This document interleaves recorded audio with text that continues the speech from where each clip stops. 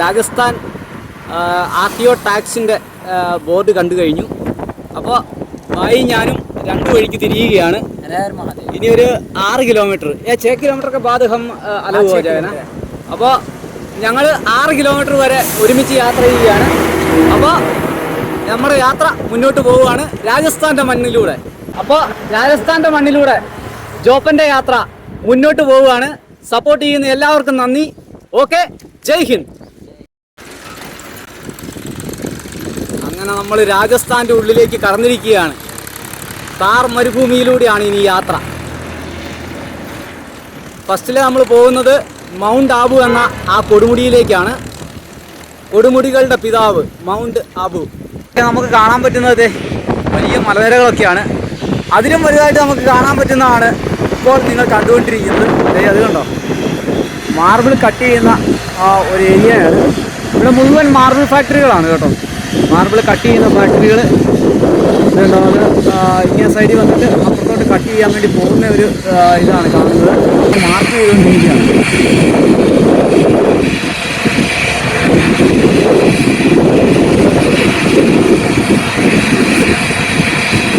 Marble cut ചെയ്യുന്ന ഫാക്ടറികളാണ്. വലിയ ക്വാറികളിൽ നിന്നും വലിയ പീസുകളായിട്ട് കൊണ്ടുവന്നിട്ട് ഇവിടെ വന്നിട്ടാണ് കട്ട് ചെയ്യുന്നത്. അതിൻ്റെ വേസ്റ്റാണ് ഈ കിടക്കുന്നത്.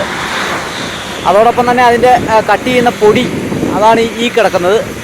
അപ്പോൾ ഇങ്ങനെയുള്ള കാഴ്ചകളിലൂടെ നമ്മൾ രാജസ്ഥാൻ മണ്ണിലൂടെ യാത്ര ചെയ്യുകയാണ്. അങ്ങനെ നമ്മുടെ 8 സംസ്ഥാനങ്ങളും 2 കേന്ദ്രഭരണ പ്രദേശങ്ങളും പിന്നിട്ട് നമ്മൾ 11ാമത്തെ ഒരു ഏരിയയിലോട്ട് രാജസ്ഥാനിലോട്ട് കയറിയതിൻ്റെ ആദ്യ കാഴ്ചകളിലൂടെയാണ് നമ്മൾ പോകുന്നത്. ആ ഉള്ളിൽ മാർബിൾ സ്ലാബുകളായിട്ട് കട്ട് ചെയ്യുന്നതിൻ്റെ ആ സൗണ്ടാണ് കേൾക്കുന്നത്. ആ കട്ട് ചെയ്ത് മാറുന്നതാണ് കാണുന്നത്. വാള് കട്ട് ചെയ്ത് മൂവാകുന്നതാണ്. ഹൈവേ ഒരു പാലത്തിന് പോലെയാണ് ഞാനിത് വീഡിയോ എടുക്കുന്നത്. അപ്പുറത്തെ സൈഡിൽ മാർക്ക് ചെയ്യും. അത് കൊണ്ടുവന്ന് ഇങ്ങനെ വെച്ചിട്ട് ഇതിന് കട്ട് ചെയ്ത് സ്ലാബുകളാക്കുകയാണ്. അപ്പോൾ ആ കട്ട് ചെയ്ത സ്ലാബുകളാണ് ഇത് ഇരിക്കുന്നത്. ഇത് SK എക്സ്പോർട്സ് എന്നുള്ള ഒരു കമ്പനിയാണ്. അവിടെ എത്തിക്കുന്നതാണ് SK എക്സ്പോർട്സ്. അപ്പോൾ ഇവിടെ മാർബിൾ കട്ട് ചെയ്യുന്നതും മാർബിൾ മാർക്ക് ചെയ്യുന്നതും ഒക്കെ നമുക്ക് വഴിയിൽ നിന്ന് കാണാൻ പറ്റും.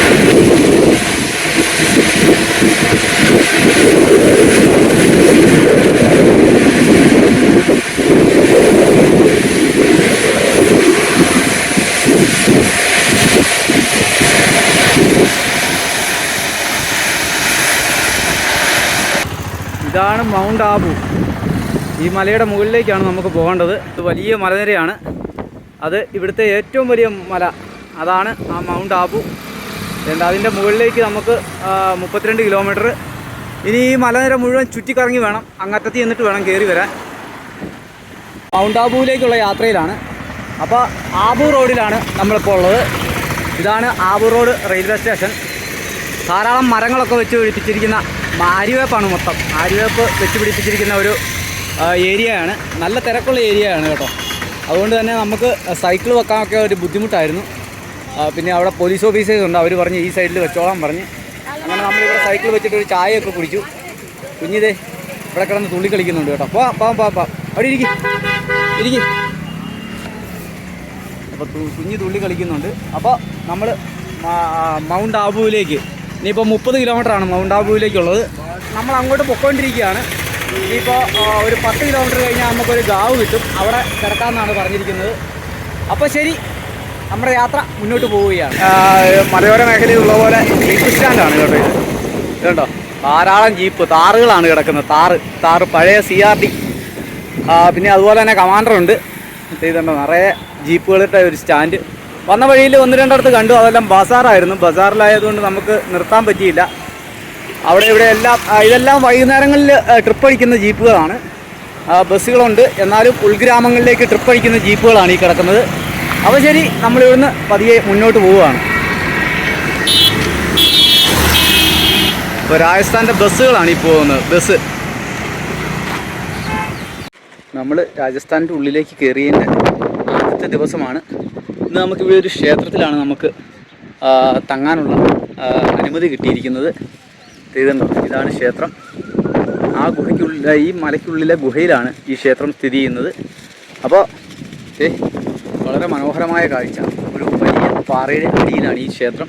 അതോടൊപ്പം തന്നെ ദേ 4 സൈഡിലും കാണുന്ന മലനിരകളാണ്, വളരെ വലിയ മലനിരകൾ. ആ വഴിയിലൂടെയാണ്, ഒരു തടാകം കാണുന്നതിൻ്റെ സമീപത്തോടെയാണ് ഞാൻ ഇങ്ങോട്ട് വന്നത്. ഇനി എനിക്ക് പോകേണ്ടത് മൗണ്ട് ആബു, ആ ഭാഗത്തേക്കാണ്. ഈ കൊടി കാണുന്നതിൻ്റെ ആ ഭാഗത്തുള്ള മലയുടെ മുകളിലേക്കാണ് എനിക്ക് പോകേണ്ടത്.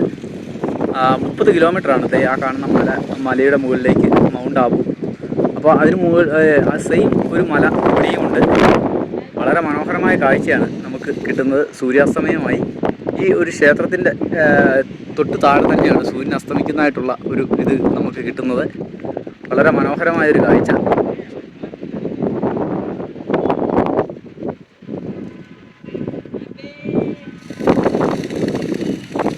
അപ്പോൾ ഇനി അവിടെ ഒറ്റയ്ക്കിരിക്കുകയാണ്, അതുകൊണ്ട് തന്നെ ഞാൻ താഴോട്ട് പോകേണ്ട അവസ്ഥയാണ്. അപ്പോൾ ഇന്ന് ഇവിടെ ഉറങ്ങിയിട്ട് നാളെ രാവിലെ മൗണ്ട് ആബുവിലേക്ക് പോകാമെന്നാണ് വിചാരിക്കുന്നത്. അപ്പോൾ ശരി, ചുട്ടത്തെ യാത്ര മുന്നോട്ട് പോവുകയാണ്. അപ്പോൾ രാജസ്ഥാനിലെ ആദ്യ ദിവസത്തെ വീഡിയോ നിങ്ങൾക്ക് യൂട്യൂബിൽ ആദ്യമായിട്ട് ഞാൻ അപ്ലോഡ് ചെയ്യുവാണ്. അപ്പോൾ എല്ലാവരും കണ്ട് നമ്മളെ സപ്പോർട്ട് ചെയ്യുക.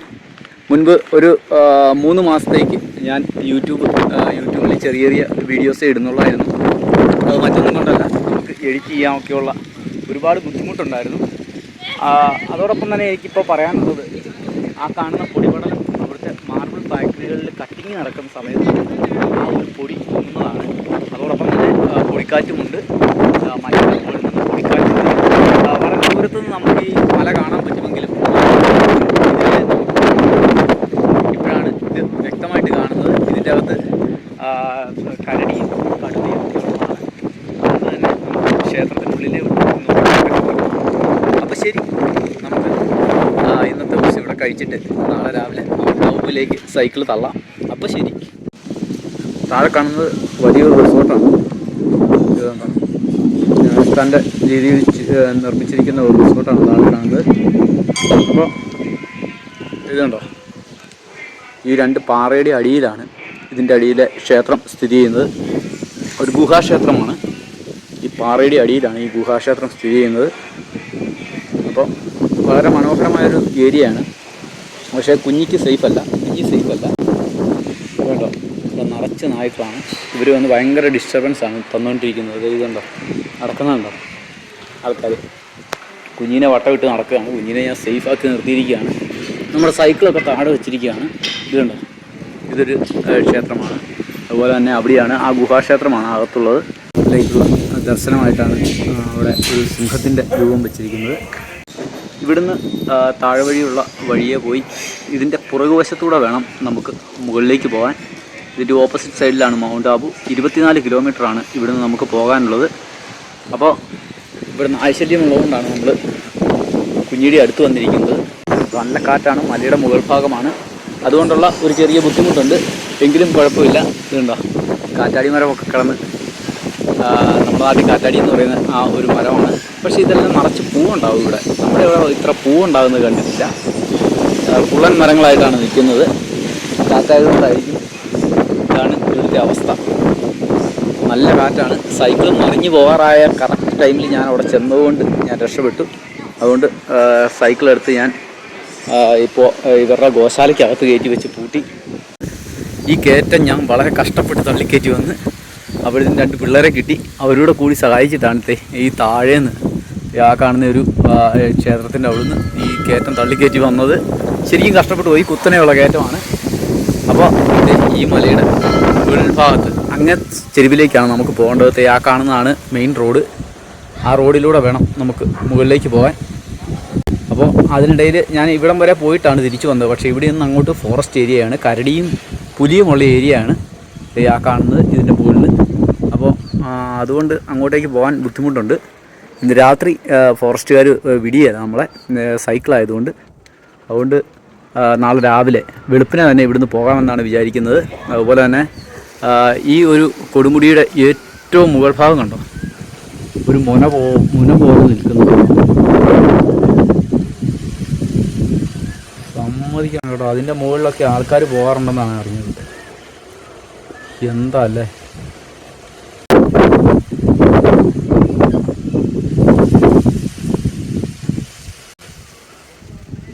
മുകളിലൊക്കെ പോകുന്നവരെ സമ്മതിക്കണം. അതായത് കരിങ്കല്ലാണ്, കരിങ്കല്ല് കൊണ്ടുള്ള ഇതാണ്. പക്ഷേ ആ മരങ്ങൾ കാണുന്ന ഭാഗത്തൂടെ കയറി പോകാമെന്നാണ് പറഞ്ഞത്. നമ്മൾ ട്രക്കിംഗ് ഒന്ന് ട്രൈ ചെയ്യാൻ ഓർത്തിരിക്കുകയാണ്. അപ്പോൾ ശരി, ഈ കാഴ്ചകളാണ് ഇന്ന് രാത്രി എനിക്കുള്ളത്. ഈ മലയുടെ മുകളിലെ ഒറ്റപ്പാറയിലാണ് ഈ ക്ഷേത്രം സ്ഥിതി ചെയ്യുന്നത്. ഈ ക്ഷേത്രം കണ്ടോ, ഈ ഗുഹാക്ഷേത്രമാണ്. ഈ പാറയുടെ ഉള്ളിലാണ്, ഇതിൻ്റെ അകത്തൂടെ കയറിപ്പോകണം. അവിടെയാണ് ക്ഷേത്രം സ്ഥിതി ചെയ്യുന്നത്.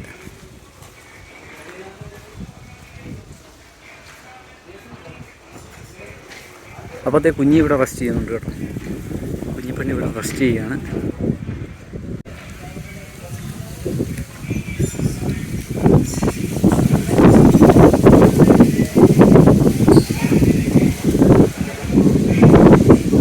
അപ്പോൾ ശരി, രാജസ്ഥാനിലെ ആദ്യത്തെ പ്രഭാതമാണ് ഇപ്പോൾ നമ്മൾ കാണുന്നത്. പൊടിപടലങ്ങൾ നിറഞ്ഞ പ്രദേശത്ത് നിന്നും സൂര്യനിത ഉദിച്ചു വന്നിരിക്കുകയാണ്. അപ്പോൾ ഇന്നലെ നമ്മൾ കിടന്ന ഒരു ക്ഷേത്രം ഇതാണ്. ഇവിടുത്തെ ഒരു മഹാക്ഷേത്രമാണ്. ഈ പാറയിടുക്കിൻ്റെ ഉള്ളിൽ ഗുഹയിലാണ് ഈ ക്ഷേത്രം സ്ഥിതി ചെയ്യുന്നത്. അപ്പോൾ ചുറ്റിനും മലനിരകളാണ്, ആ സൈഡിലും മലനിരകൾ. ആ മലനിരകളുടെ സൈഡിലൂടെയാണ് ഞാൻ വന്നത്. അപ്പോൾ ഈ മലയുടെ മുകളിലാണ് ഈ ഒരു പ്രദേശം സ്ഥിതി ചെയ്യുന്നത്. ഇന്നത്തെ യാത്ര ഞങ്ങൾ ആരംഭിക്കുകയാണ്. ഇനിയിപ്പോൾ സാധനങ്ങളെല്ലാം നമുക്ക് സൈക്കിളിലാക്കണം. അതിന് സമയമെടുക്കും. മറ്റൊന്നുമല്ല, ഇന്നലത്തെ ഈ ഒരു ഗോശാലയ്ക്കുള്ളിലാണ് ഞാൻ സൈക്കിൾ വെച്ചു. മറ്റൊരാളുണ്ടായിരുന്നു, അദ്ദേഹത്തിൻ്റെ സ്കൂട്ടറും അതിൻ്റെ ഉള്ളിൽ വെച്ചിട്ട് ഞങ്ങൾ മുകളിലാണ് കിടന്നുറങ്ങിയത്. അതുകൊണ്ട് ഇനിയിപ്പോൾ എല്ലാം റീസെറ്റ് ചെയ്തിട്ട് വേണം പോകാൻ. അതോടൊപ്പം തന്നെ നമ്മുടെ സൈക്കിളിൻ്റെ ബ്രേക്ക് കൂടെ സെറ്റ് ചെയ്യണം. അപ്പോൾ ഇവിടെ ധാരാളം നായ്ക്കുട്ടികളുണ്ട് കേട്ടോ. അത് ഇതുണ്ടോ, ഓരോന്നൊക്കെ നടക്കുന്നുണ്ടോ. അപ്പോൾ അവർ ചെറിയ ചെറിയ ശല്യങ്ങളൊക്കെ ചെയ്യുമായിരുന്നു. പിന്നെ ഇവിടെ നല്ല കാറ്റാണ്. അതുകൊണ്ട് എങ്ങനെയും സൈക്കിള് താഴെ എത്തിക്കണം, അല്ലെങ്കിൽ സൈക്കിൾ മറിയാനുള്ള സാധ്യത കൂടുതലാണ്. ഈ മലയ്ക്കുള്ളിലെ ക്ഷേത്രമാണ് കേട്ടോ ഇത്. ഒരു ഗുഹയാണ്. ഇതുണ്ട്, ഇതെല്ലാം കല്ല് പെയിൻ്റ് അടിച്ചിരിക്കുന്നതാണ്.